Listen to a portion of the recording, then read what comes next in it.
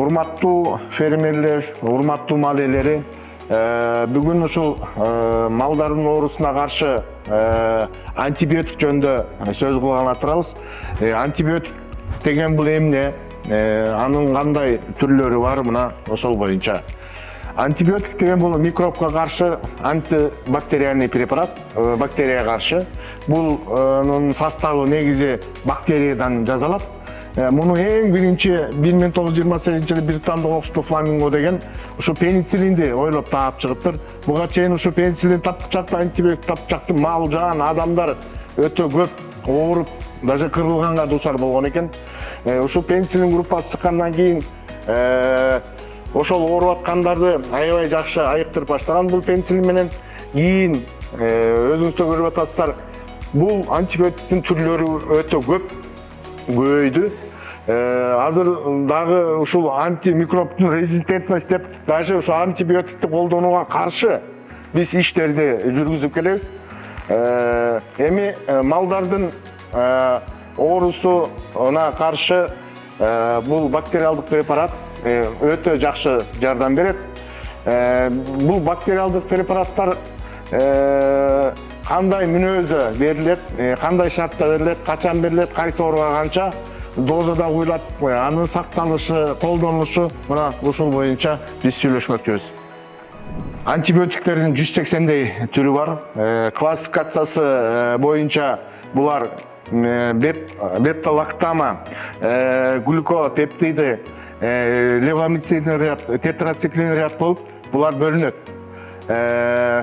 Биз ушул антибиотиктерди көп ооруларга пайдаланабыз. Бронхопневмония, пневмония, сальмонеллезду, туберкулезду, маститте, ар кандай жанагы жараттарда, ар послеоперационный осложненияда жана туугандан кийин осложнение болгондо, дем алуу органдарын ооруганда ошо көп ошо антибиотиктер көп пайдаланабыз да.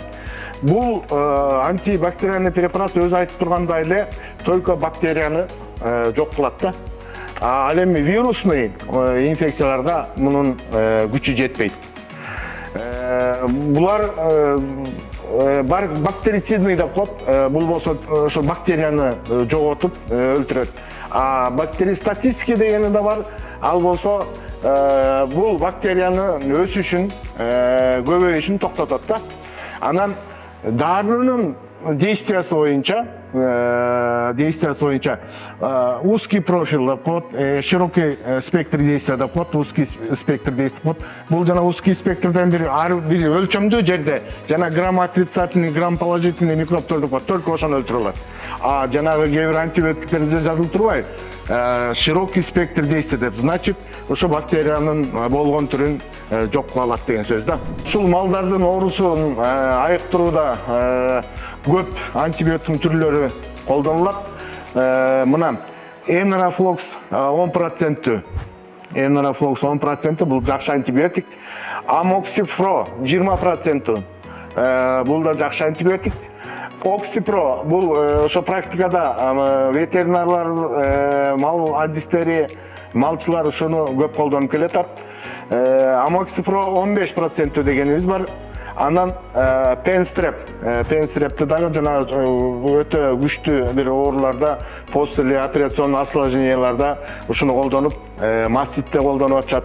Бул жакшы эффекти берген дары. Мына ушул дарыларды Кыргызстандын ар бир районунан жана Байдыканын агромаркетинен алып колдонсоңуздар болот.